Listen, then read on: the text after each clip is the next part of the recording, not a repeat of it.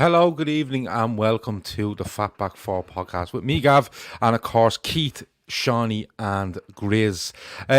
We haven't had a game this weekend, and as Seany said to me on Friday, no game till Monday, they can't ruin me weekend, which was the crack. So, yeah, we have a game tomorrow night against Wolves at Molineux, which we're going to discuss later on in the show. There's a couple of bits we want to get through tonight, I'm going to be honest.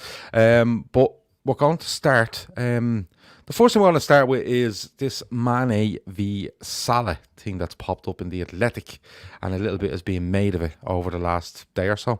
An article co-written by James Pearce, Crofton, is it Crofton? Adam Crofton, yeah. Adam Crofton and Simon Hughes. A big, long article, 5,000 words or something like that, about everything that's gone on with Liverpool this season. But something that's come out of it, I don't know if there's anything in it, but it seems to be Mané v Salah and an issue that seems to be growing there, or people think it's growing. Grizz, I'm going to come to you first. I said this a couple of months ago. Now, I'm not telling you, look at me, I know fucking everything, but I thought on the pitch there was a bit of an issue between them two, passing the ball to each other and stuff like that. And I probably overread it, to be honest with you. But do you see any issue with these, or do you see any issue in this article? Is it just a nothing, Grizz? Is it just a small piece of an article that's being blown out of all context, I suppose? There's many ways of looking at it, but sort of the view I have on it, it's quite an extensive piece. It's not based around the issues of Mané and Salah, so to speak. You know, it discusses sort of the season and everything that's gone sort of bad, wrong, unlucky. It talks about sort of the transfer window that some felt, or many feel, FSG let Klopp down. It talks about sort of our last gasp, last dash for centre backs on the last 2 days or whatever. So it talks about everything, the COVID issues, and there's a section which talks about sort of the period where Salah does the interview with the Spanish publication. And then obviously when he gets substituted against Chelsea and his cheeky agent just does a cheeky tweet. So it talks about that in terms of Salah being upset about it, etc., etc. And many of our Liverpool fan base need something to talk about always. In a controversial way, something to talk about, and something to just sort of add to the misery, maybe, or be divisive. I guess it's every fan base, but it is. We're no different. So there's subsections of our fan base that like to be divisive, and obviously social media is not the one where you start interacting with wild people, basically. So accusations of racial undertones were being responded to by Jimbo and the other fella, Simon Hughes. Mm-hmm.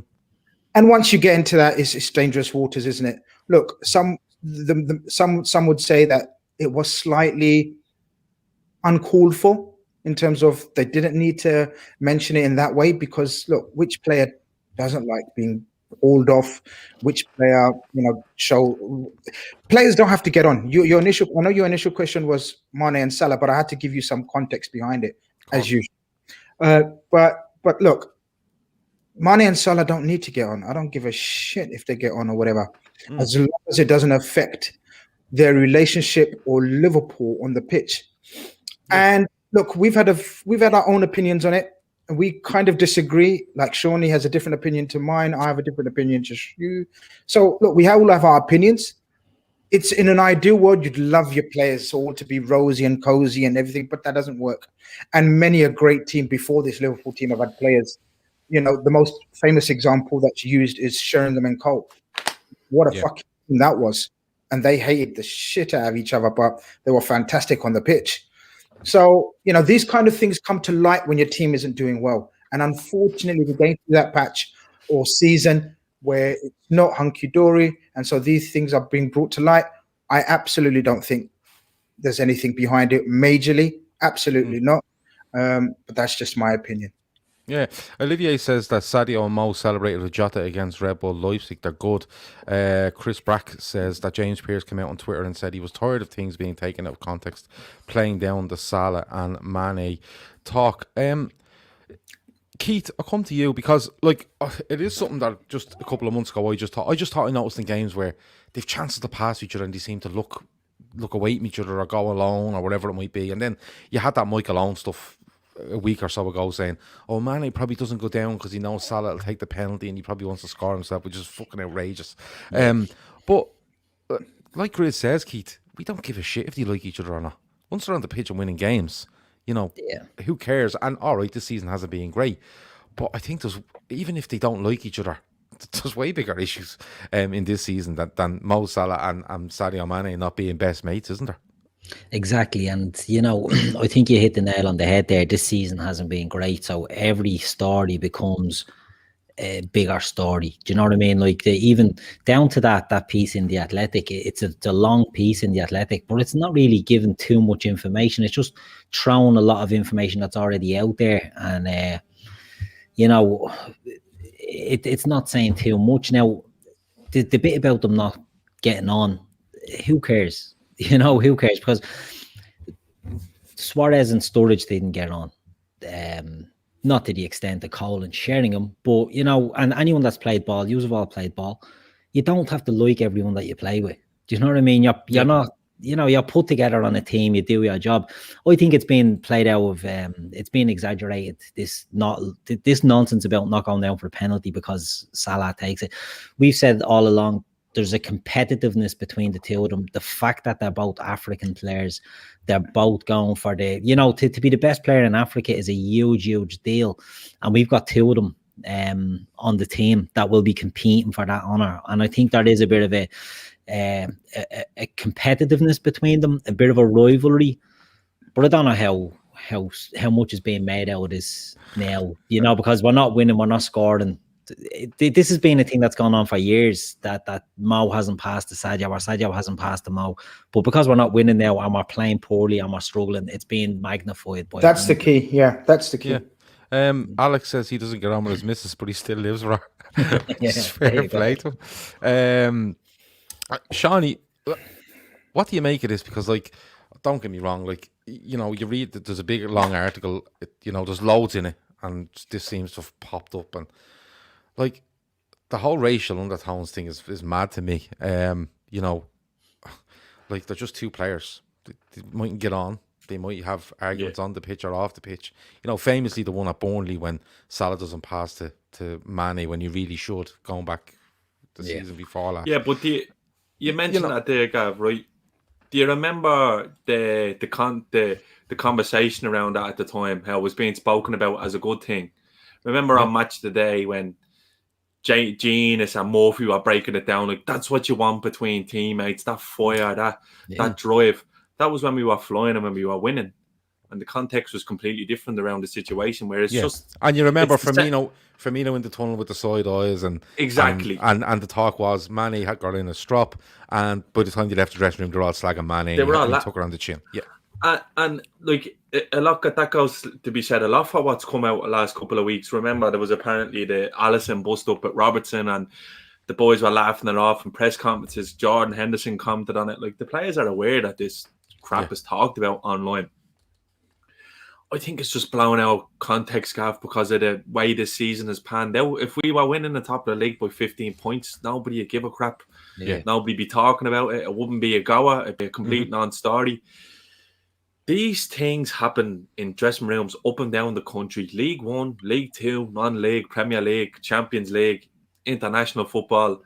Vicente Del Bosque famously said that he doesn't even bother trying to create any parity between the dressing room with the Real Madrid players, with Piqué and Ramos. He said, you're in a dressing room full of alphas, but the thing is, they're on the same team, and the end goal is all the same for everyone else, is to be successful. And at the end of the day, when that happens, nobody really cares about what goes on about that, because when it comes to it, they'll be there for each other. And I think it's rubbish this Mané doesn't pass to Salah. They both assisted each other numerous amounts of times. If you were to ask people in the chat who scored more goals, they'd say Salah. If I ask people in the chat who has more assists out of two? They probably say Mané, but they're wrong. Salah is a more productive player on both ends, but he's seen as greedy. He's seen as greedy, but just because in passages of play, it looks like he is. And people just latch onto this. And I don't buy that this has got to do with ethnicity or race or anything like that. Yeah. It's just a case of two alphas at the very top of their game competing for the top prizes, both as in terms of being in a team that can win Champions Leagues and league titles and individual awards. And about going for it, they shared a golden boot a couple of seasons ago. These lads don't have to get on, like Keith said. They just have to play with each other. It's a non-story. It's a couple of lines picked out of a big, massive think piece by the lads on the Athletic. And I like a lot of the stuff that they do, but maybe it was uncalled for, but it was just an observation. That's all it was. Let me just give, so I'm going to play devil's advocate, all right? This is not my opinion. This is the opinion of certain sections of the fan base that have raised the issue. So the issue about the racial undertone is around the fact that they've picked out Salah as being high maintenance and shows dissent when I'm paraphrasing because, I do that. So it's Salah showing dissent, Salah showing sort of grumpiness and the mood swings, when Milner had a near enough an argument on Klopp on the touchline. Henderson has sort of in the past past Klopp, Old Trafford, and there was another example given. So basically, what sections? What was it, Keith? Mané as well, wasn't it? Mané, yeah. So they're saying that why is Salah being targeted? It seems like Salah is being targeted in this piece, article, or name called, when there is other incidents that have happened and they weren't sort of called out. Can I jump in on this? Those names wouldn't get Let's clicked, chat. Chris. Let's chat. The only thing I would say about Salah, and I'm not digging Salah out, but when Salah didn't get the captaincy against Midtjylland, they came out in the press from Salah's camp that he wasn't happy, right? When Salah got taken off against Chelsea, his agent within 2 minutes was putting up a tweet with a full stop. And Salah, the talk, there's a constant sort of talk with Salah, and I think that's where it comes from. I don't agree with it, to be honest. I think his agent's a fucking idiot. I think he's too quick to be putting out stupid things like that. I think Mo Salah, as Seany touched on there, Mo Salah is a greedy player by nature, but he's a forward player. You want to see that with him. I just think he's come out with stuff, or his camp have come out with stuff on the occasions that it's happened to Mo Salah that makes him look maybe in a worse light and an easier target. Like Milner, you don't hear Milner gets taken off, he's not happy, we score a minute later, then he's breaking his bollocks laughing with Klopp. It's not a racial thing. Do you know what I mean? I just think it's just maybe that Salah has been a couple of times it's happened and there's been too much made of it from internally from the Salah camp. It's maybe what Sean, I could be wrong. Yeah, but nobody's going to give a bollocks if James Pearce wrote an article about Milner giving out about coming off. Nobody'd read it. No. That's nothing against Milner. Yeah, he's not a global icon. He's not an icon like Salah. I think if I'm being honest, Mo Salah's ability as a footballer and his impact on the Premier League is massively overlooked. I think. Yeah. What he's done since he's come in, his goal scoring record is phenomenal. But I think what fans they don't really realise is how big Salah is in the Arabic world doesn't translate into our culture, into the British media, into European media. He's a mega star. He's huge. Like Rummenigge said a couple of weeks ago, he is the African Messi. He is the 100%. He is the great one. Like we don't see that, Gab, because we don't see all the ads that he does for Vodafone in Egypt who are massive. We don't see all these endorsements. Salah is a big star. It's so hard to keep down to earth and like that. You look at him, he's a little specimen. He does like to look for himself. But these are all traits that you need to stay at the top. Look at Haaland during the week. This shouldn't be used as a stick to beat him with. This is part of his character. I don't think it's a character assassination from Jimbo by any stretch of the imagination. I just think it's a matter of clicks. Salah is clickbait. That's what he is. Yeah, I think Gav wanted to say something because I want to add something as well. Well, the first question I seen in there was somebody asking, is it wrong to eat more than 2 Cadbury's cream eggs with a cup of tea? They can be quite sickening, I think. But look, go for it and let us know. Like, not on air, fucking back. We're not taking responsibility for it. David P says it's clickbait headlines mixed with our fans' need for conspiracy theories. The lads are winners, for fuck's sake. They're going to get an edge to them. And Free World says story created for justification to sell Salah. Now, I don't think that story was created. I think it was just written, and you know, you can take whatever you want out of it. But like, there could be truth in that. I'm not joking. I think that might be an angle, but I don't see why you do that. I think you could do something like that in a world where COVID doesn't exist. I don't know if any of the clubs that these lads want to go to or can go to can afford them. So I don't see where this thing comes in. But as Gav says, Seany, these stories are written or are reported on things that we can observe. So we've seen them as well. They're not created. There's a difference between creating a story and something that you're just basing off. And also, the article goes on to praise Salah in that same sentence. So it goes on to say that he's an absolute ultimate professional on the training pitch, in the ground, in the gym, an example to the youngsters. How many times have we seen youngsters cite Harvey Elliott? He talks about his hero being Salah. Like, if I want to become anything, I've got to be like Salah in the gym. You know, his dedication, his hours that he puts in. But obviously, these headline creators, these divisive people, I call them divisive people, they're doing it for their own attention as opposed to the goodness of Liverpool or Mané or Salah. So they're doing exactly the same as the Athletic are doing. Because look, I'm no apologist for Athletic. Athletic are a publication that are based on clicks, right? They got to do that. This is what they're about. This is what they're about. So we know what they're about. That's their job. They're doing their job. The players are doing their jobs because they're absolute machines on the pitch, and they've shown that, proven that. But as we say, when things are not clicking, these same sad, divisive people that are neither working for any publication or playing wise or coaching wise, they're just in between fans that are bored, looking for controversy, something to talk about. It's really nothing. Battery says with a £2 super chat, thank you very much. It says Mané and Salah like Waka and Wasim. Grizz knows what they're referring to is the two great fast bowlers for Pakistan who hated each other. When I say hated each other, exactly like Mané and Salah. Waka Yunus and Wasim Akram. Absolutely, wow, surnames and everything. Keith, you're a winner. But the point being, but the point being, very good example. They just drove each other to another level. Well, look at Shaq and Kobe. Shaq and Kobe are the most iconic, probably the most iconic duo in all of sport, and they hated each other. They hated each other's guts. Kobe for the exact same reason, Johnny. They both wanted to be the alpha.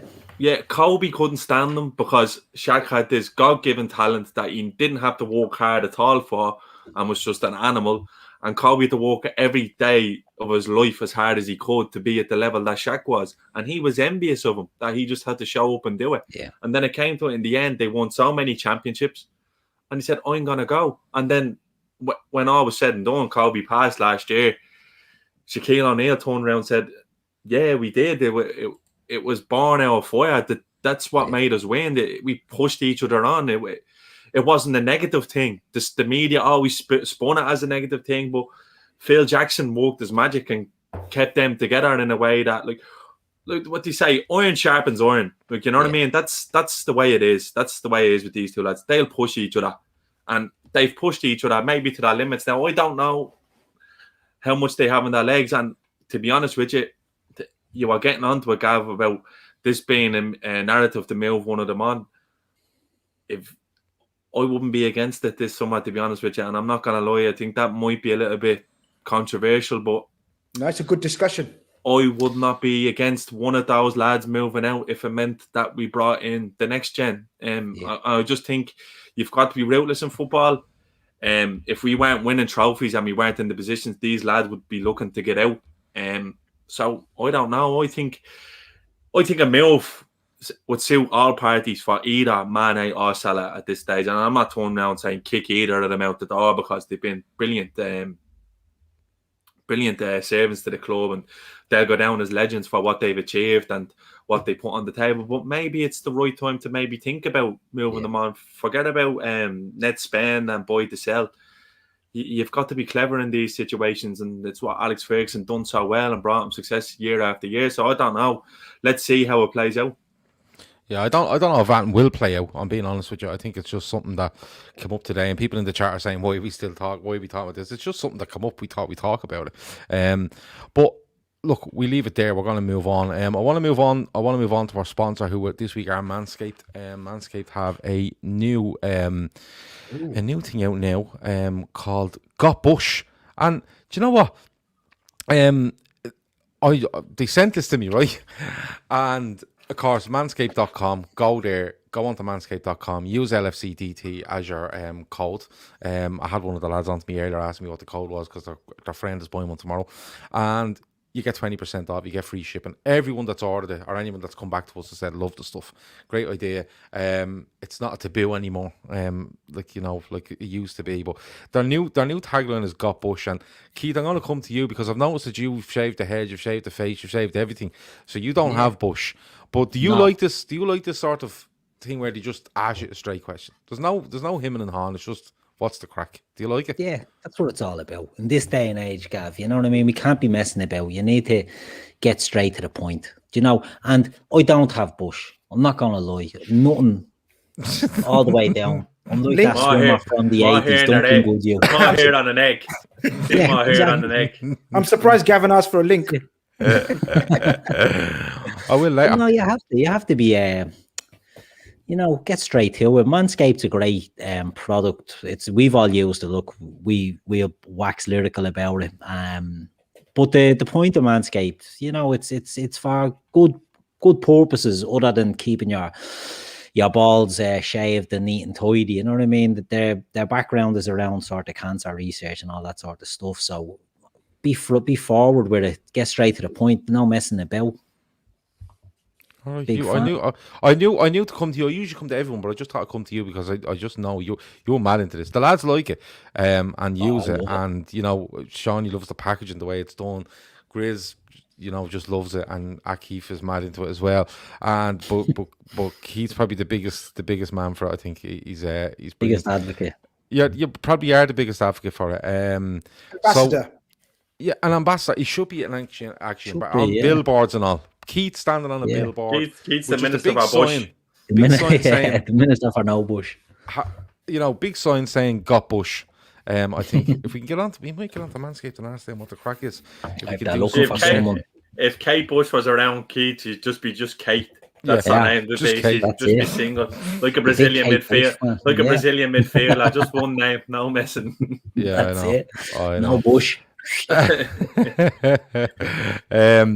But listen, what was I going to say to you? Yeah, I just thought I'd come to Keith, and I just thought I'd ask Keith, because he's the man for this. He's mad into it. Someone has pointed out to me that the Got Bush thing got covered by our banner. So there you go. It's up on the screen again, and it's a very simple question from Manscaped. Answer the question, and if the answer is yes, you need to go on to manscaped.com.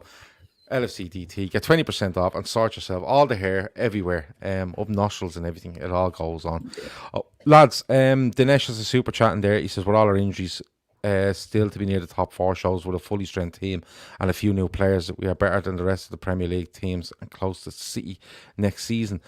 It kind of brings us on to the next topic we have, and it's around the centre half issue, because one, we've seen a couple of links, haven't we, this week to centre halves in the summer, and two, we've seen a win there away at Leipzig during the week. You had Nat Phillips playing, you had Kabak playing, and I think people's opinions are starting to slowly change on both of them players. And they maybe not radically after one game, but just, a little partnership maybe starting there, and trust them till the end of the season and see where we get. And Grizz, I'll come to you first. I want to talk about these two, because there was a lot of rumour about Fabinho would be back. Will he put him back in there? Ultimately, he ends up in midfield, and I thought he was fucking outrageously good. But the centre-half situation, Grizz, is it a case of Phillips and Kabak, and if they're fit, play them? Yeah, I think Klopp intimated as such. In basically the things he was saying around the game before and after. Look, he said, "Look, I know Fabinho is the best number 6 in the world. So when your manager says that, then he's not playing him at centre back out of choice. It's out of necessity. He's got no choice but to play him at the back, or had no choice." He also touched upon that. Look, we haven't had much time to work with these partnerships. Kabak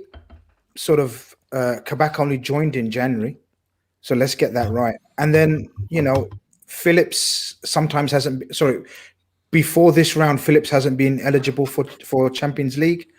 So it was, and sort of fitness issues as well around the whole, that area. So there was not much chance to work with them, sort of give them continuity to play together. It was difficult. I think there's been a lot of, and look, I'm not gonna fucking piss on their parade. They've done very well. But you are going to. I'm not going to be a flip-flop, Gav. That's what I'm going to do. I'm going to just stick with my opinion and hope that I'm wrong and pray that I'm wrong. And, that'll be the end of me. I don't think either of them will be here at Liverpool next season.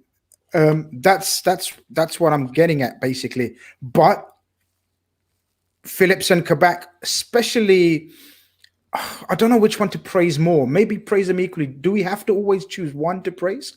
Because I saw a lot of praise for Phillips this week. And yeah, fair play to Phillips. My God, he's the hero that we needed in this period. And I've said this before. What a character. I saw his interview with, I can't remember who, but he comes across as such a lovely, simple guy. And, all the praise he's worthy of it. And Kabak, look, as you guys know, I'm not his biggest fan, but I will 100% praise someone that's come in 20 years old into a team that's been decimated. No sort of partner that's regularly playing with him. Different tactics, different way of playing. Playing in a Liverpool back four is fucking mad for the best of players. No matter a 20-year-old coming from the Bundesliga, bottom of the Bundesliga. So look, fair play to both of them. They're doing a grand, magnificent job for us so far in the 2 games that they've played together. Is it 2 clean sheets, Keith, that they've had? One they were Seany, if you know. Well, they played the 2 games against Leipzig, wasn't it? Is that right? No, they had a clean sheet at Henderson Sheffield. played the first one. Sheffield. Was it Henderson? Sheffield United and Leipzig, and that's all you can ask for of them. Look, if anything, Phillips has done brilliant to raise his profile. That was the initial plan for him about a season and a half ago when we sent him out on loan and played him in preseason friendlies 2 years ago to raise his profile. Fucking hell, he's definitely raised his profile now. He's worth 10 million now, I'd say. Yeah. And 10 to 15 are the links, apparently. There you go. And Kabak is what it is. If he impresses us and he does magnificent, 18 million in this day and age for an emerging centre back is nothing, is pennies. So that's what we're hoping for. And good luck to both of them. I say they've done a tremendous job for Liverpool. Seany, Grizz mentioned something there. Who do you praise more? Is it fair to just praise them both equally? Because they're coming into a situation there. They're both young, they're both inexperienced. One's coming from a different country, different league. Obviously, Phillips, of course, we know his story from the start of the season and how he came in and went out and he's back in again. Is it just natural to praise them both equally and go, you know what, the 2 of them are in there, they're doing their best, they're trying to impress, and they're doing okay? Yeah, look, they're under mental pressure, especially Phillips, the stage he came in, because when he came in, we were still around top of the league and winning the Champions League group, and he wasn't even registered in the Champions League squad. So that's how far out of the pecking order he was. That's how far we've had to delve into the centre-back situation to play them. And to be honest with you, both myself and Keith said a couple of weeks ago that I think he should have started him against City. I don't think he's put a foot wrong since he's come in. I don't really care about opposition and game management. You play a centre-back, and he's been excellent. There was moments when he looked shaky against Newcastle, but he's excellent against West Ham at home. He's excellent against Sheffield United at home and away. He's very good against Brighton. He's probably our man of the match in Brighton away. That was nearly a 1-0. We all know what happened there. So he's not done an awful lot wrong. But I'll echo the sentiment to Grizz. I think if he's around the squad next year, then we haven't done our job in the summer, because although Phillips is a good centre-back, I don't think he's the type of centre-back that we necessarily need. I think he's playing now because we haven't got the bodies. I think he would suit someone like a Burnley, where he's just heading balls all day, because that's his bread and butter. It's something he does really well. But they've done well. And then you've Kabak coming in, who's 20 years of age, and he's shown all the properties of a 20-year-old centre-back. His decision-making is not always there. You can tell sometimes physically he might not be there, but he has intent to do well. You can see he's enthusiastic and he attacks the ball. And look, there's games where he's played on the left side of centre-back, which doesn't suit him either, which is a massive thing you have to think coming. And he's looked bad and he's looked good, but that's what you expect from a 20-year-old centre-back. That's what I'd expect from Joe Gomez. He was fit. He's still young centre-backs learning. That's right. So, that, like, 24 is probably what you'd consider a young centre-back. Still, 25, you'd probably say he's still young, still an awful lot to learn. A lot of game experience will help him out with his game. Kabak is 20, and he's played an awful lot of first-team football at Stuttgart and then at Schalke. And then he's come in and he's done okay at Liverpool. And hopefully both of them can stay fit now for the next, 9, 10, 11 games that there might be left in the season, depending on the Champions League. And they can have some sort of partnership. But I'd be surprised if they were out here in the summer, because I'd imagine that the club have plans to go to the next level in that area, because I think they massively dropped the ball, not only in January, last summer also. Yeah. Could it be a case of one or the other for next season, do you think, that they'd keep one of them on? No, I don't. I think a lot depends on MatiP. Like, that's just quickly. Dara C says, keep up the good work, lads. You never walk alone. Dara, thanks a million. And if people are in the chat, please hit the like button. Whether that's on your way in now or on your way out, just hit the like button. At some stage if you can. Like Grizz, it's an interesting one, Keith. I'll stick with you, Keith. You're asking, is there an argument that they could be in the squad or one of them? I think there is. And I think a lot will depend on MatiP. I think the decision that is made on MatiP will ultimately make the decision, a knock-on effect decision, on whether it be Kabak or Phillips. I think Davies, just I don't know what's going on with him. There's no point discussing him.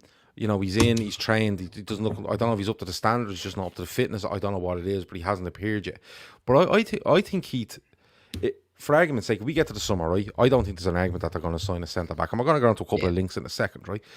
But I'm with you on that, because I think if they make a decision that, look, MatiP just can't be depended upon anymore, like, he's missed so much fucking football, what we're going to do is we're going to shift him and we're going to take a top or a really, really good up-and-coming centre-back, or, whatever it might be. And then they turn around and go, and you know what, Kabak or Phillips were making a decision on it. That's number 4.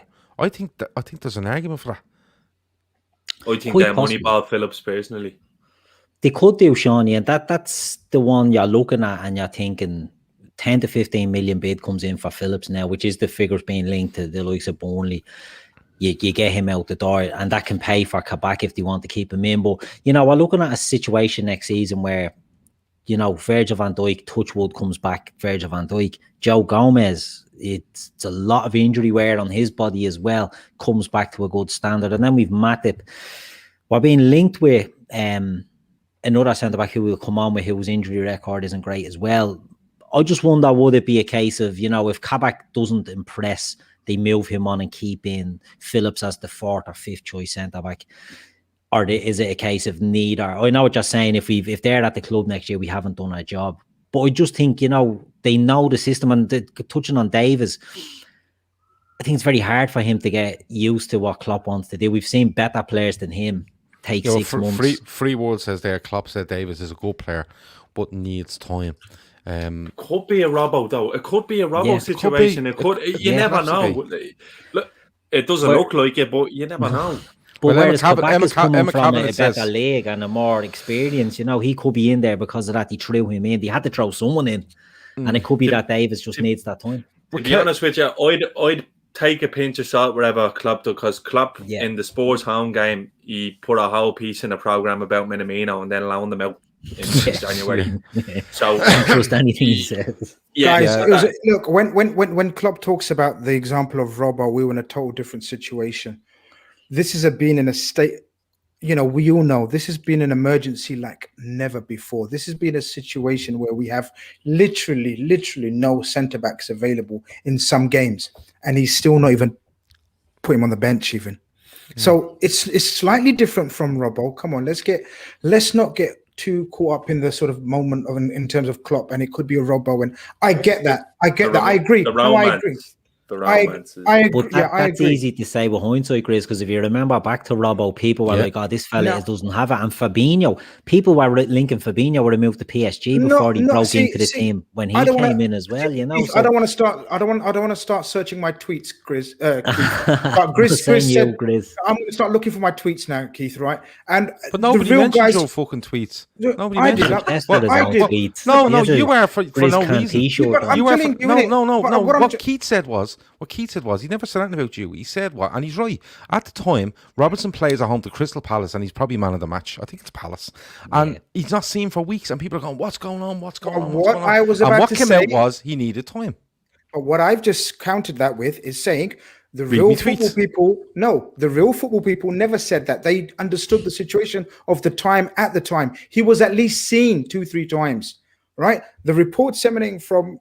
Anyway, we won't talk about reports on the training ground, and I've told you in person as well. I simply don't think it was a Klopp purchase. I simply totally agree with Seany that it's a Moneyball purchase, and he will be gone for 5-6 million in the summer. But the point, whoever and whatever, and good luck to him. Look, I'm with Sean today. I'm afraid, in terms of we haven't done our job. If either of them, in my opinion, are at the club as one of us. Definitely, if they're in sort of starting around the starting centre backs. But but you're saying that, and I get where you're coming from, and the Davis thing probably is a money ball thing, like Seany said, and they might do the same with Phillips. They may do, but right, Emma Kavanagh says Klopp spoke at length about Davis. It's the same when Robert came in, said he was a really good player, but would need time when he would need, but will play when he plays. Sorry, it took me ages to get out. Philippe Hunt says sell Phillips for 15 million. We have Gomez and Virgil at the centre back with Kabak, MatiP and a newly signed centre back. Worst comes to worst, we have Williams. Now I'm not going along with that. I'm not going along with that. But Grizz, I'll just come back to you quickly before we move on, right? And But what I was going to say to you was, I know where you're coming from. They haven't done their job. If we turn around at the summer and go Van Dijk, Gomez, MatiP, and Kabak or Phillips, right? I get that. But if it was Gomez, Van Dijk, a new centre half, no MatiP, and Kabak, for argument's sake, is that an argument they've done their job? Because they've given 6 months to Kabak, and he might impress, and then you go, yeah, okay, that's fine. I'll go with them for. Well, it'll depend who the signing is. Yeah, like we were talking about earlier, like someone like if you could get Phillips out and nick someone like Fabian Schär from Newcastle, who's experienced enough to come in there if needed. Like Phillips is a great lad to throw in when you're playing against Burnley away. But to be honest with you, I'd imagine if you ask Klopp on the sly, here you have Kabak and Phillips to pick from next year. Many games are they going to play? I'm going to hedge me bets and say, if not many, if any. So I'd imagine that they will try to move them on and strengthen significantly in that position. Whereas then you're looking at Gomez and MatiP as third and fourth choice. Because, and if they have anything to say with that, you can turn around and say, well, guys, literally referring back to that athletic piece, referring back to that reference, that athletic piece again, they clearly talked about sort of so many centre backs were explored in terms of, looked at seriously. They even talked about sort of a Premier League centre back being approached in this article in January. Oh, go away. I'm talking about before Kabak and Phillips, before Kabak and Davis, sorry. Yeah. So it was clear that they were bottom of the pile or list or whatever. We didn't want to spend any money. We weren't in a position to spend any money in January, which is fair enough. A lot of people are asking or wondering because they didn't name the centre back. That centre back was actually Diop from West Ham. And they quoted us 25 million plus, and that's why we didn't go back for him. So, look, if you ask me, I'd take Diop all day long as a fourth choice centre back. That's the kind of level of recruitment I'm looking for. So someone who's had experience and has proved himself in the Premiership, but is happy and willing or would be willing to be a fourth choice. That will show me that we've got strength in depth then. If you're going to ask me, Gav, if you're going to ask me if Phillips and Kabak are in and around the fourth choice centre or in our centre back options, one of them, I would Grizz, personally not be happy. two. Yeah. Okay, either know, one. I personally wouldn't be happy, but I'm with you on that. happy to be proven wrong. I am kind of with you on that. I think the actual signing I think the big thing this summer is what centre half they sign and what decision they make on MatiP, and then you will see what sort of strength and depth they have. Keith, I was going to say something. Keith was. And I was just going to say to Grizz there about. I can't even remember what I was going to say to Grizz there. No, it doesn't matter. It's gone. Okay, move on. Cool. It was a good point as well. I remember. It was a great. I say it was a great point. Just WhatsApp me. I can't remember. Barry Devon gave us off the drink like our Lord Jesus Christ was for 40 days and nights. I don't know. I think it's 6 weeks now. I'm not even counting. Drink is terrible for you. Don't do it, kids. But the links were linked with, like we've seen Konate, Koulibaly. I still harbour hopes of Botman and stuff like that. And Seany, I'll come to you first. There are a couple of names there, and they're different. Like, Koulibaly has been there at Napoli for years, 29 now, I think. You've got Konate, whose injury record wouldn't be amazing. Just what there's going to be links, Seany, but what sort of, like, it interested me there when somebody says, if I think it was yourself, Seany, you said, well, if Gomez doesn't like being third choice, what do you want to do? You have to show some ruthlessness or whatever. What way did he go about this, Seany, in your opinion? Do they go with someone Van Dijk partner, or do they go with someone third choice? But in my opinion, looking to break. You've got to be looking to sign a first 11 centre back. You got to be looking for someone to go straight in there. There's no point looking to go for third or fourth choice. You need someone to go in there and say, look, Gomez and MatiP, you're going to have to push this fella out.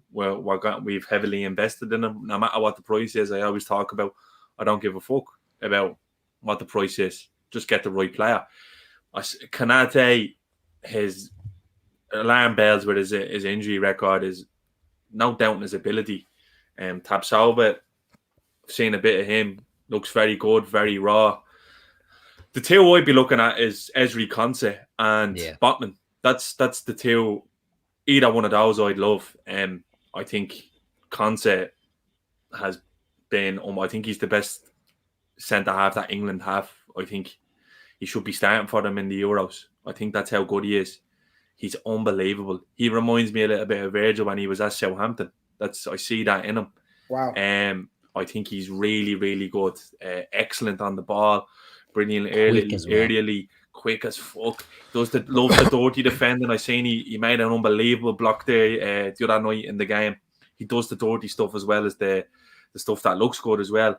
And then you have Botman, who we were kind of teased with in January, and ever since then I've kind of really liked the idea of having him in there because he looks like another one who is a huge talent, but he's left-sided more so. Konsa is the one for me.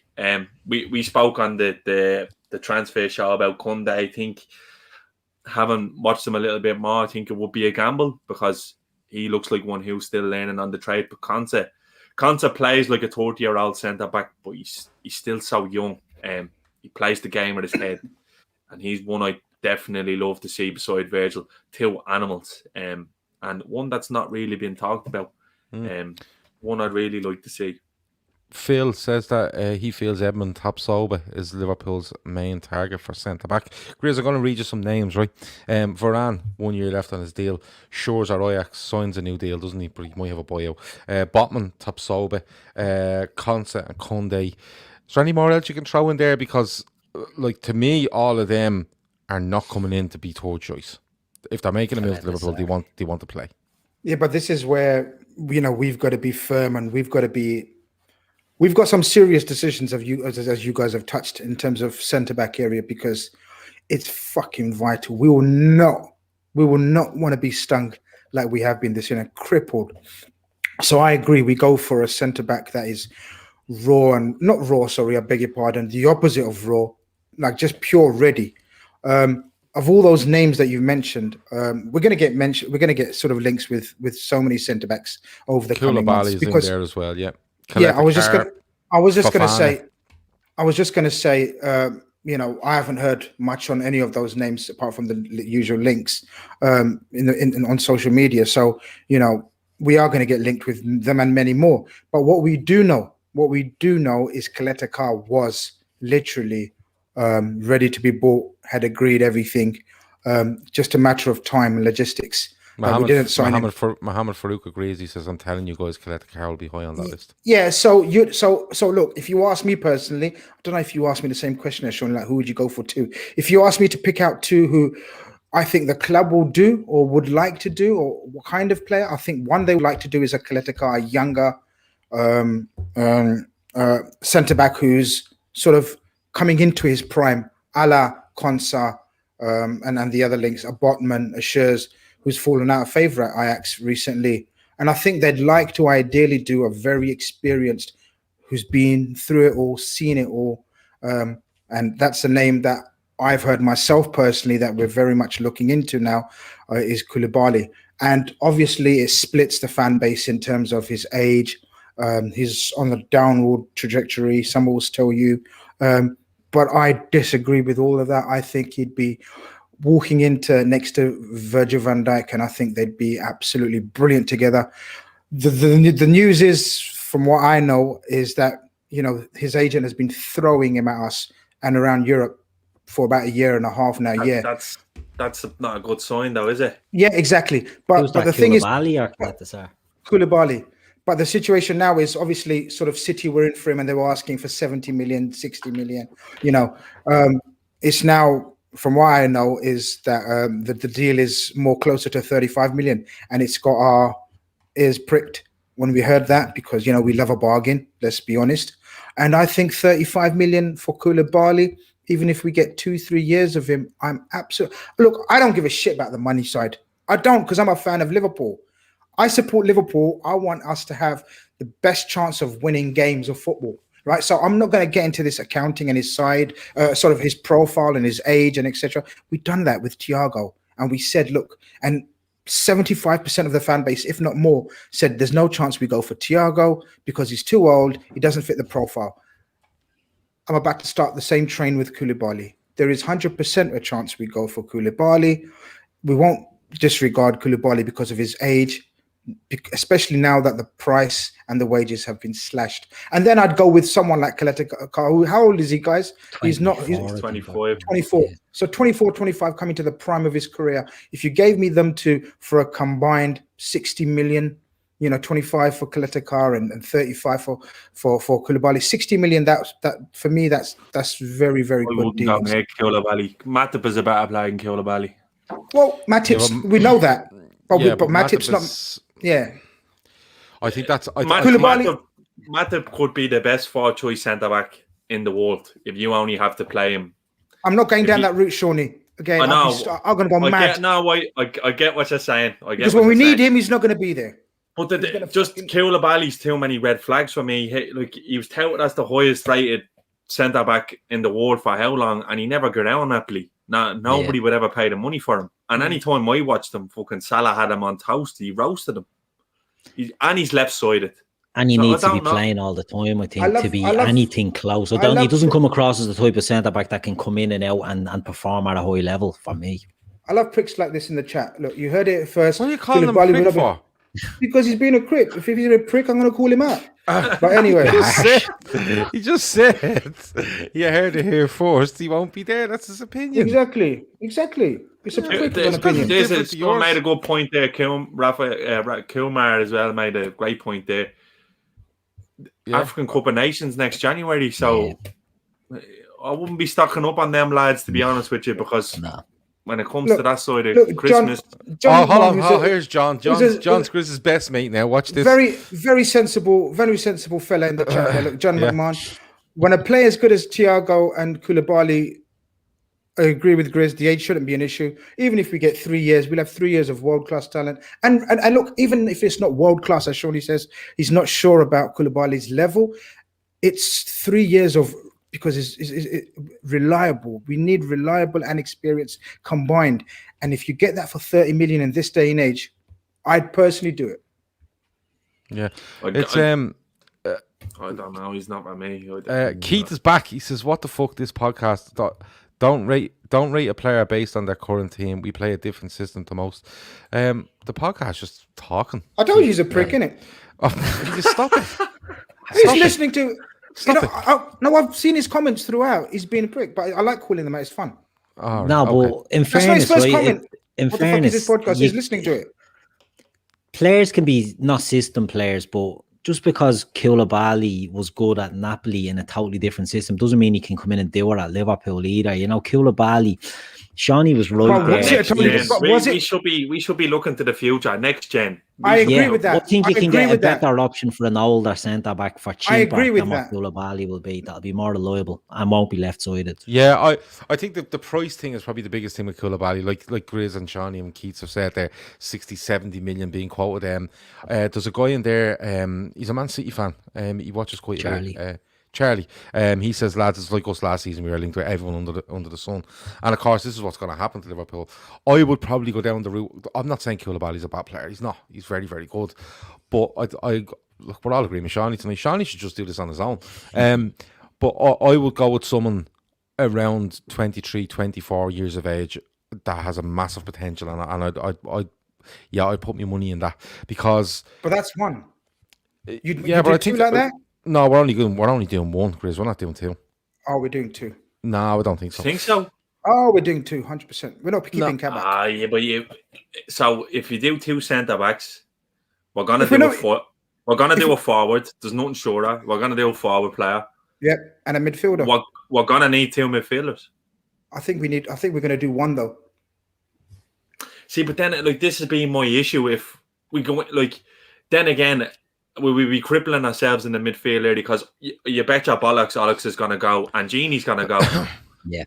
So Genie could be log jammed there now because where's he going to go? He's gone. He's gone. I think he's gone. I think they need to move him on. I've said it before. Yeah. There you go. And I said it about Mo and Mané earlier on. I think let's be ruthless this summer. Let's be fucking ruthless this summer. If you're ruthless, you're not moving Genie Wijnaldum on. No way. Yes, you are.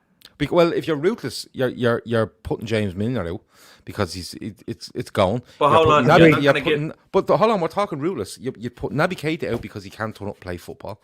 All right, you're putting Alex Oxlade-Chamberlain out because even though he's fit, he's not getting the game. So there's three, and then you're going to put Wijnaldum out as well. There's being ruthless and there's being stupid, Gav. You're gonna if you're gonna. I'll tell you who you're being stupid over. The only one you would make an because if you want to get Keita out, you're gonna have to cut your losses on him because nobody's gonna pay the money that we want for him. So you literally may as well give him. No, that's stupid. That's money. How is it? Because that's money. Okay, that's money. So what are you going to do? Sit him for another year and watch him do? Yeah, but Shawnee, we're gonna have to lose money this year in terms of transfer fees. That's the biggest thing this summer is they are going to have to. And you don't do that with Naby Keita. You don't do that with Naby Keita. No, he's bottom. You do that with Ox. You can. Yeah. The thing is, Gav, what I really mean by ruthless is for the money Wijnaldum wants. I'm telling you now, these sports scientists have all of these players that trajectories for the next couple of years. Genie's wheels will come off next year if he doesn't leave Liverpool. Agree. Unless he becomes a fourth choice midfielder and he's used sparingly, he'll be no use to us. He's on the edge of breaking down, so that's where you have to be ruthless. But in the same instance, Shawnee, the way to be ruthless is to turn around and go, you don't turn up enough, you're gone, right? And I'm going to bring in two players. Okay, and I'm keeping Wijnaldum because then I can actually rotate because the two I'm going to bring in are going to be there. And that's the big thing about this. Money or not, right? Naby Keita, right? I want him to succeed as much as anybody else. But the simple fact of the matter is Naby Keita isn't there. You can't be digging the owners out for not spending money and then hemorrhaging money by just fucking kicking players out the door. Yeah, they're not going to sell. But you'll hemorrhage more money. You'll hemorrhage more money if you have midfielders there that do not show up for 70% or 60% of the season, and you're not making a Champions League spot. You're going to hemorrhage more money than selling these players. Like he's not going for nothing. He's not going for nothing. I wouldn't judge any player off this season, to be honest with you, because it's just been a fucking dumpster fire. It's been an absolute dumpster fire. I think to nail any player this season. Look, I want them all. You have to base it because they want. Because this was. I want them all to stay and protect their legacy because if Mané or Salah was to go this year, you think, for fuck's sake. No. Yeah. Not the big boys. Not the big Yeah, boys, you'd hate that. You'd like to say that the all turned around had another year of going at it and then riding off into the sunset, so to speak. I get it with Naby Gav. I understand people's frustration. I'm a great player, but not available enough. But they're not going to take the hit on him. Because I tell you what, and like probably Inter Milan or AC Milan are probably the only two clubs who probably won't pay the money for him. He's not going to go back to Germany. Ox will have suitors. Look, I think clubs will look at like what's gone on with Lingard there at West Ham, thinking, do you know what? Maybe we can get a tune out of Oxlade-Chamberlain. He maybe Danny just needs a move. Danny Ings. Like just because Lingard wasn't good enough for United, it doesn't mean he's not a good player. Just because Ox isn't cutting it with us at the moment, he needs a change of scenery. So you get him out. There's a few of them that need a change of scenery, but that's not our problem, Shawnee. We need to be thinking about us. I get that. I think Genie Wijnaldum will be in the Bobby Firmino fucking school of running in Treacle next year. And log that if he signs a contract. Yeah, but you just told me you can't judge anybody on this season, and now you're bringing Firmino. That's not judging. This is just physical. This has got to do with physical. This has got to do with. But if this is physical, we wouldn't be even at the table. Physical. You know, we wouldn't be at the table. He's played more football than anyone else in the squad over the 3 years. I 100% agree. It's not sustainable. But it's not sustainable the amount of football he's playing. But this is my whole point. I think there's more value in paying Genie Wijnaldum, right, and going and getting rid of the two midfielders and bringing in two more. And if you take a loss, so be it, because then you can say, I have 6 midfielders or 7 midfielders, and they're all reliable, right? They're all reliable. All things being equal, they're all reliable. So Genie Wijnaldum doesn't have to play every minute, right? Genie Wijnaldum can play. I think he's gone. I don't even. He probably is. He probably is. But there's still a lot of talk around talks with contracts. I think we've played his contract. Because Barca are in the bleeding mud, and it's not even that. I think, Keith, I genuinely think we've played a blinder with Ginny's contract. I agree. I genuinely think that. I think we've let Alaba's people know that we've got a player here, Genie Wijnaldum, who's asking for X amount. We're ready to give your man X amount. Free signing, straight swap. Now, I know people are going to start saying, oh, Genie, what this one? It's up to Genie now, because we're not going to budge from our offer now. I think, and this is the first sign of what I want to see in terms of ruthlessness. Now, I know Ginny's been an absolute fucking king for us this season, early parts, but we have seen bits where his legs are beginning to fall off now, and he's played an awful lot of football in these 3-4 years for this Liverpool, in this Klopp team, in this midfield, fucking gegenpressing for 4 years. Can you imagine that? He's hardly got much left, in my opinion. I think we played a blinder. We're ready to step in. If he wants to go, fair enough. If he wants to sign on a new deal with the wages that we're willing to offer him, we're happy to keep him. I ideally would like to move him on because the age of the squad, we keep coming back to it. Oh, that's bullshit. You're going on about THIAGO a minute ago, Koulibaly, who doesn't matter about what age he is, because you get quality out of him. And now you're judging fucking Wijnaldum on a season that he's had to play every single minute, and you're saying he can't keep it up. The wheels are going to come off, Genie. The reason Genie Wijnaldum is fucking run into the ground is because there's other pricks in this squad that don't show up, and they're not there, and they're not giving him the chance. So why is he sacrificing these two others because they might make money off them? It's bullshit. Because he wants 200 grand a week. No, I agree, Gav. Why what do you mean? Why would we give him that? Why would we give him 200 grand a week? He doesn't want 200 fucking grand a week. He wants Virgil and Mo money. He doesn't want 200 grand a week. He wants parity with the big boys. The talk was he wanted double his wages, which is 140 grand a week. So now it's 200. No, don't about the talk. I'm telling you, tier 1 here.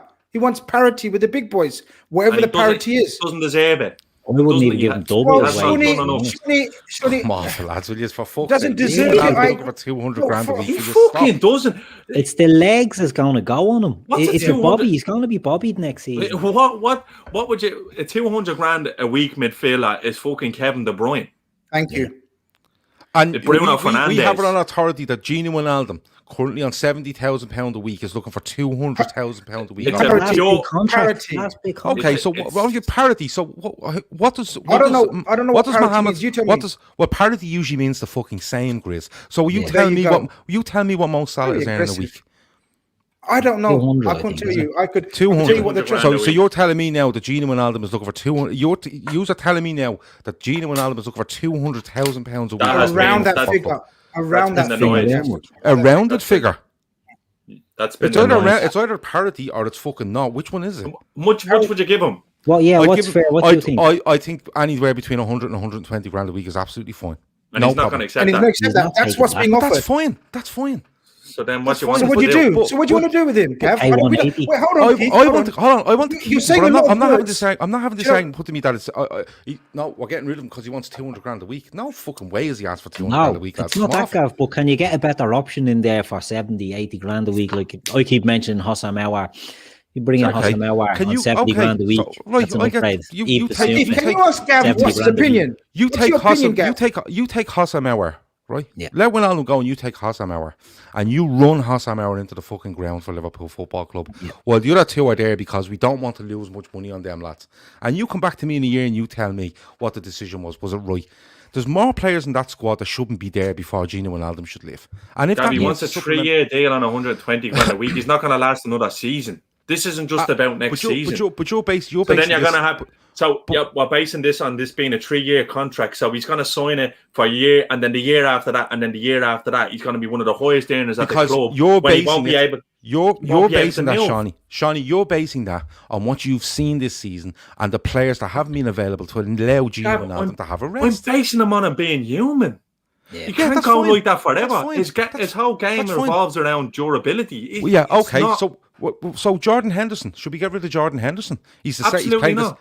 Why? What a He's playing- stupid argument. He's playing the same amount of football as Gini Wijnaldum over the last couple of years, and he's the Jordan same age as Gini Henderson, Wijnaldum. if we offer Jordan Henderson a year extension on his contract for 100 grand a week at the end of it, he'd fucking take it. That's the Tomorrow. difference. Tomorrow. That's the difference. So overall, the outcome of this discussion is that Gini Wijnaldum is looking for 200 grand a week, and we don't want to give it to him. No. Okay. Listen, and we'll change and 200 without judging, We'll change judging 200 players. grand a week. Sorry, I'm We'll not change finished. 200 grand a week. Without judging a players on this season, we're going to judge him on this season because he's been ran into the fucking ground. That's what we're Yeah. doing. He's going to be Because, playing for his next because season. you don't unable to feel move. you don't feel if you actually sorted the actual problems in midfield that Gini Wijnaldum wouldn't be able to hard. be part of this Tell squad me for 2 something years else, Gav. in a rotated midfield because people are available. Is that Bobby what we're Firmino's doing? on 100. Bobby Firmino's on 180 grand a week. Is he moving around like 180 grand a week forward No. at the Why- moment? why do you no. think? No, because he's bollocks. That's why. Yeah. What do you think he needs, Seany? But he needs a rest. Come on. And how do you get that? Or he Seany? needs to be moved on. He's How do you, another how one do you who get could the be rest, moved Seany? on. Seany, how do you get the You have rest? Jota there. He got injured. Yeah. So it's basically the people around him. So, he hasn't had any chance to have a Gini rest. Wijnaldum is looking for too much money to stay. That's what I think. And what I reckon is the experts at the club who've weighed up these thoughts would look at a Bissouma That's or look at an exactly Aouar how they weigh up, who Sean. can buy, They look at- who they could buy and then move on in 3 years for money. Except for tying Gini Wijnaldum down to a contract for 3 years at 120 grand a week when they probably well know that his legs are going to be fucking gone after next year, Gav. So He's 30. He's I out. He's get that. I 100% get that. But what He's I'm at the saying top to of the you hill is, I it's can't going understand. down. I can't understand how anyone could tell me that you would move on Gini Wijnaldum, right? And now, Because, don't get me Gav, wrong. If he's Wait, looking hold for on, two- Seany, if- Seany, hold on. I've got hold this, Seany. Hold on. I've got this. What do you mean you've got this? What's this fucking? This isn't the Go on, WWE. carry on. I want you to right? finish. I want you to finish. Right. I'm going to What answer I'm it. saying is, That's if why I I wanna know look what at you're if I saying. look at this squad, all right, and we're all saying we don't judge them on this season, right, for the vast majority. And in Gini Wijnaldum's case, it's because he's been ran into the fucking ground because people around him haven't been there or being able to lighten his load. Okay, now we've said we don't want to judge them. Okay, so I think now if it's 200 grand a week, which I not a fucking chance he's looking for 200 grand a week, right? But if it's 120 grand and we feel that's his value, absolutely fine. If he's looking for 150, 160, I don't think that's worth it, right? That's a money issue. Right, that's a money issue, and you say he's 29, whatever it might be. But to turn around in a footballing sense, in my opinion, and turn around and say you would sacrifice Gini Wijnaldum, right? No one's saying that. No, yes, hold on. You would sacrifice Gini Wijnaldum, right? If you could get that deal on the table, right, you would still sacrifice Gini Wijnaldum, and there's other fellas in that squad that aren't fucking playing every week, and they and are the root cause of why the likes of Wijnaldum, Fabinho, Henderson, they're all picking up fucking injuries because they get no fucking break. Right. Because Right, these Gav, people over here How aren't much would you give him? responsible enough to- How much would you give him? Wait, Gav, I you're giving me told you what I migraine. give him. Gav's I giving me told you migraine. what he He won't. won't sign that. And he won't sign for that. That's absolutely fine. I've no But this is problem with that. Gav, But I've but no this problem with is that. this is There the you go. crux. But the argument, no, hold on, you just haven't made. First of all, it was 200 grand. The Now it argument seems put to be forward not. is he's The out argument- of contract, Gav. Yeah, that's We fine. have no power over him. That's You know that fine. emoji? That's Can I do fine. that emoji? But what I'm saying is, don't turn in this into a footballing argument, because the footballing argument just does not stack up when you it's look at Keita and football- Oxlade-Chamberlain Gav, overall. Not Gavin It's out of happening. your hands. Not It's happening. out of your hands. And by the Gavin way, Doyle. Naby Keita has 2 years left on his deal as well. So what Gavin are we going to Doyle, do? Are we when going to you- run him when for you- another year Gav. and then decide that he's not worth it? Because that's Yeah. what's going to When happen. you That's make what it- they will do. when Because there's a they make decision- money on him in the end. They'll When there's hope a it's decision- going They will do. around, yeah. They see money. You're talking about football decisions. They don't make football decisions. They make money decisions. They look over long term. Well, Genie well, but- Wijnaldum's situation is out of our control. He won't sign for what we value him Right. at. Gav, He's more than well entitled to go somewhere and get a fucking Last a big bumper pay contract. deal of his career. Not here. Look, he could go tomorrow and nobody would have any No. quarrels with it. Gav, I get what you're saying. It's Look. not in their control. We're not turning around to Genie and say, do you know what? We're getting rid of you. my mate Keith Where's- Neal has made a very good point. He's Your my friend mate, again. Keith Neal. Yeah, he's my best Sorry, mate again. Sorry, Well so in, you can Keith. read you can read that in 1 second. I just have to read out 2 more before Yeah, I go miss on. them, right? Make sure you come back to me.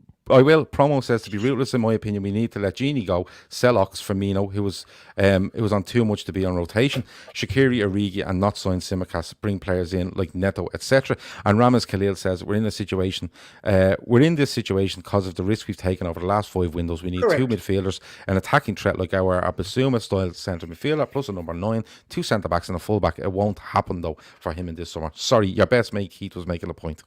My best mate, where has he gone? Where have you taken his thing? I But he didn't- was making. He's taking his thing. There's so many. I'll make it. I'll find it. I'll find it. Make it up. Basically, Yeah, we have it. you got There you it. go. Yeah, Keith's got it. Keith's got his namesake. It's actually fucking Keith. This is you, isn't it? Oh, yeah. Fuck you trying to fucking start a fight with me in the chat. But look, he makes a very good. Use my own name. He makes a very good point now. He says, Genie hits 31 in November. He's looking for a 3-year contract. He's actually looking for a 4-year contract. He's looking for a 4-year contract at around, right? Let's just say no one knows the actual figure, but what I heard was parity with the big boys. Now, parity means around or No, it same. doesn't. Parity's the Okay. same.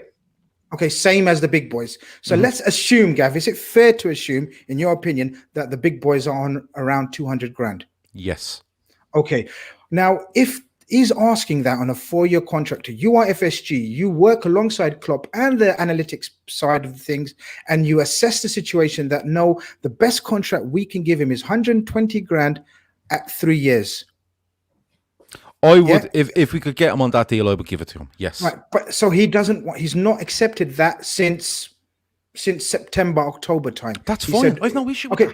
that. Okay. So therefore, that's what I said. Now that what I meant by we've got him where we want him now is because the reality of it all has hit him now, and he's not getting that demand anywhere else. Right. So now he's got a decision to make. We've made our decision. If he stays, no problem. But ideally, we want him to go because we're not even budging. We haven't even given him another offer. So we're not budging. So in effect, we're saying, take it or fuck off. Not fuck off, because that's totally Well, if I'll leave ideally you want him to go, you don't make him an offer because then No, he you goes. got to. No, that doesn't how that's not how Nobody it works. wants is him it? to go. Nobody wants him to go. Now, They're just I not gonna totally take the bank to keep him. thank you, Keith. Now, Gav, whatever you said about in terms of he's the last person you fucking tried to get rid of, I agree, because he's been the most reliable, the most durable. He's been there for us. But we have to, when a situation like this occurs, a contract situation, you have to think of the money side, as you're saying. No, don't give me none of the money side. You have to think of the money side, and in conjunction with the playing side. So the age, how much he's got, how much petrol he's got left in his fucking engine, everything has to be evaluated.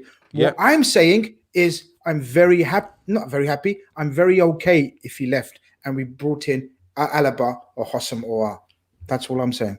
And it makes perfect sense And for us. Listen, if that happens, fine. That's what the club want to do. That's absolutely fine. My argument, and it always will be, is that under no circumstances can any football argument be made for keeping Keita or Oxlade-Chamberlain at this stage over Genie Wijnaldum. It just can't. Correct. Be. It just Correct. We all cannot agree on be. that. We all Nobody agree said on that. Uh, Yeah, we never We said all that. agree on that. And this is the thing, like 120 grand, right? if he wants it and he takes it, that's fine. But people would say, oh, but no, get rid of him. He needs to go. He's 29, he's 20. And I'm kind of going, I don't give a fuck if he's 29. These fellas beside him are much younger than him, have played less football, and they just aren't there.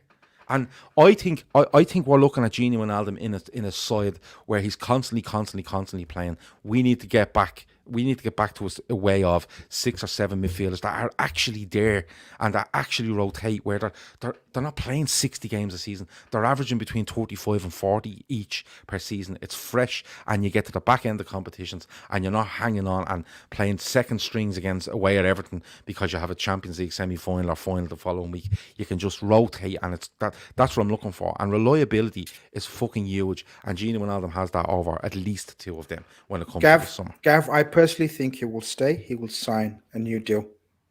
There you go. Yeah, so you become. But look, me and Shawnee have knocked heads about this, and I get where Shawnee's coming from with regards to how much he's run, how much he has left, the sports analysts, the scientists. I get all that, but I think that you need a sample size where you can say Gini Wijnaldum is part of a 6-man midfield crew that are move around. And don't get me wrong, if we sit here in a year's time and you say to me, Gav, we had Henderson, Fabinho, Wijnaldum, yeah, but we don't do that, Gav. We're not fucking like that. Oh, look, I was right. I'd love 15. I'd love 15 of the best games from Gini Wijnaldum next year. That's exactly what I'd love. But that's what I'm saying. If it got to next year and we looked and went, do you know what? There was 6 fully fit, and he only fucking started 30 games this season, and his legs are gone. You go, yeah, hands up, grand.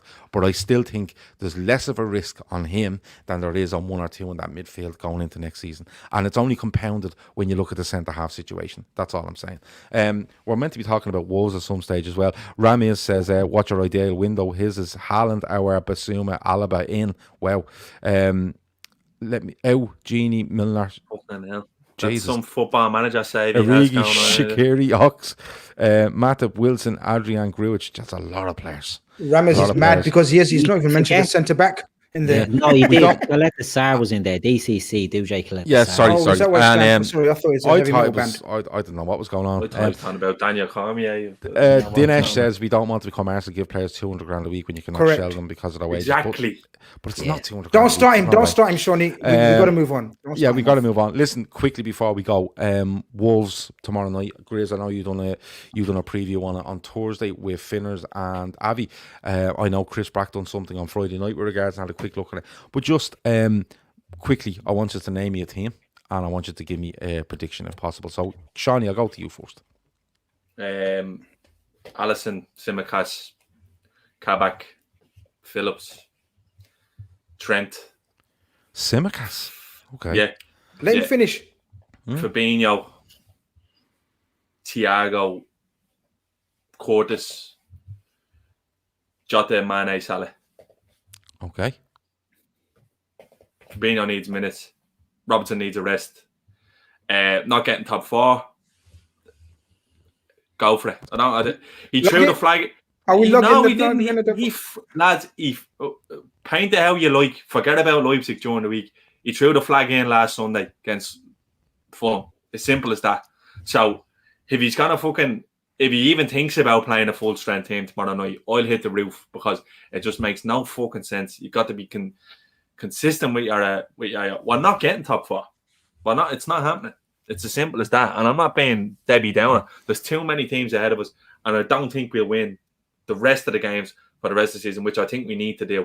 Robertson needs a rest. We should have looking at trying to win this Champions League, no matter who we get. And we'll need our best 11 fit for them games.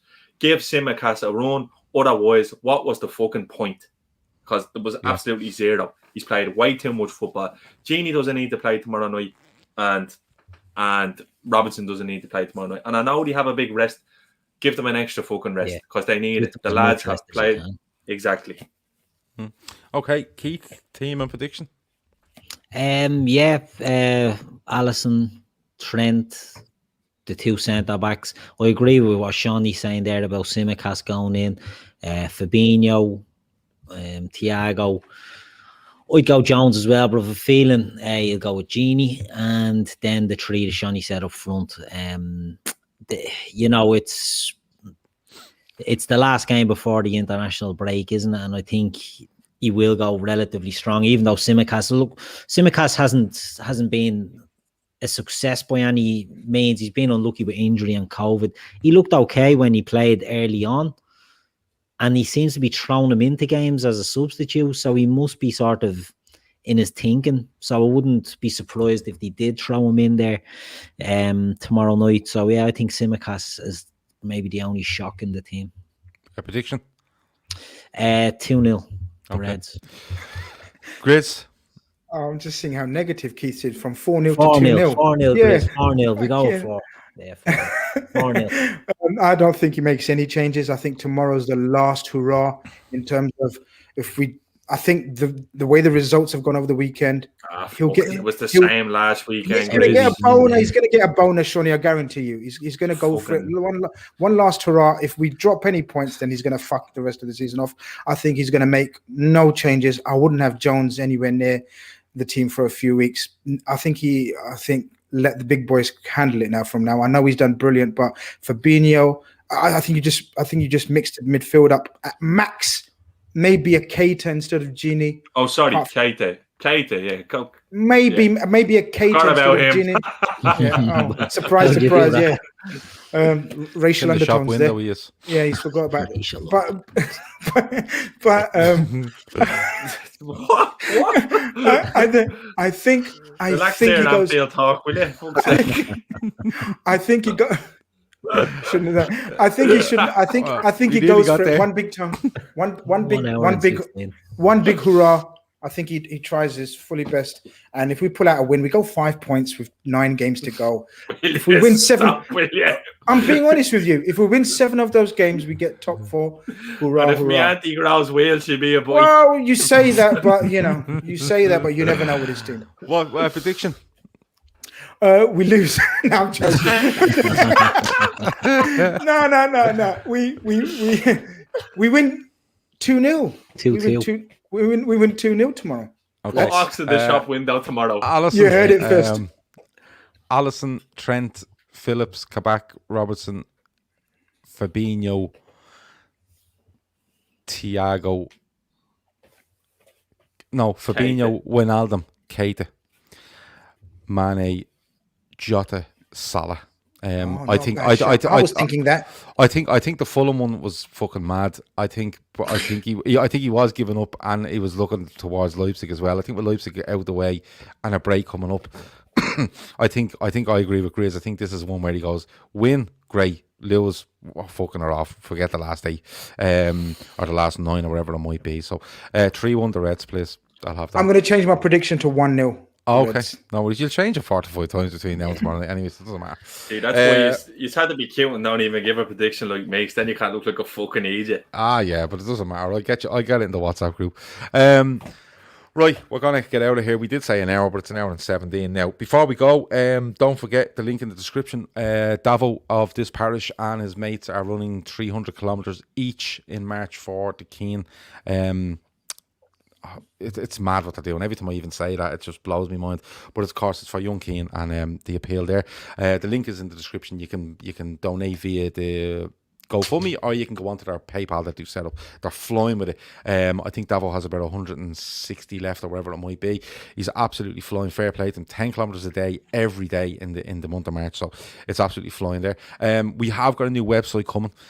We're hoping to have that out by the end of the month. It's being worked on. The one thing I will say to people is, we're trying to put a chat room into it where we can just gather you all together. None of this Twitter DMs, none of this. The Flicksport app is doing really well, but we'd like to move, if we can, a chat room into this where you literally log in, have a password, have a username. You can go in, there'll be loads of topics there, and you can walk away. Plus, there's 500 and odd people watching this.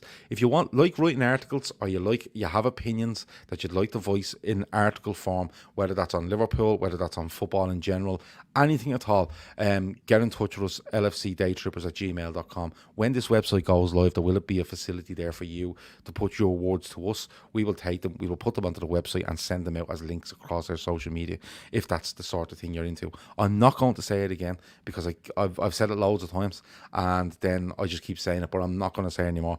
If people show an interest, we will absolutely put a tab on that website for people to write articles. That can be match reviews, previews, match ratings, your favourite ever fucking Liverpool memory, whatever you want. It doesn't have to be professionally written, just your opinions on football, and we will take them and put them all on the website. All right. The website at the moment will have all the lads on it. It will have all our YouTube links, audio links, iTunes. It will have the lot, and hopefully we will have it done by the end of the month. Grizz, it's been an absolute pleasure as always. Thanks for joining me, and we will talk to you during the week. Inshallah.